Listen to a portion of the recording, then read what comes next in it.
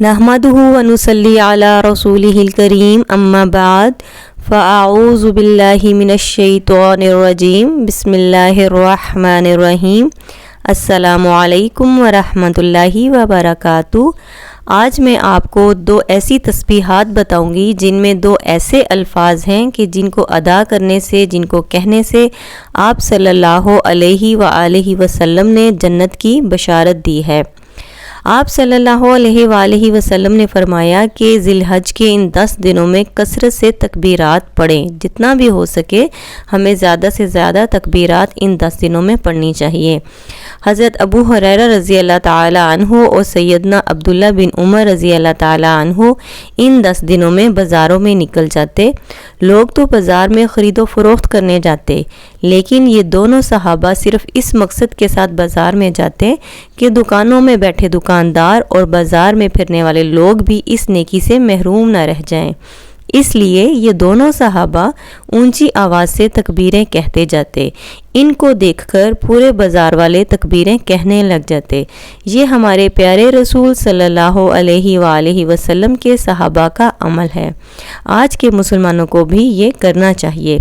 ہمیں چاہیے کہ گھر میں چلتے پھرتے کام کرتے ہوئے اونچی آواز میں تکبیرات پڑھتے رہیں، تاکہ ہمارے بچے اور گھر کے باقی افراد کو بھی یاد دہانی رہے اور وہ بھی تکبیرات پڑھتے رہیں۔ اور وہ تکبیرات یہ ہیں: اللہ اکبر، اللہ اکبر، لا الہ الا اللہ، واللہ اکبر، اللہ اکبر وللہ الحمد۔ ایک دوسری حدیث میں آپ صلی اللہ علیہ وآلہ وسلم نے فرمایا کہ جب یہ 10 دن شروع ہو جائیں تو کثرت کے ساتھ لا الہ الا اللہ، اللہ اکبر اور الحمدللہ کثرت سے پڑھیں۔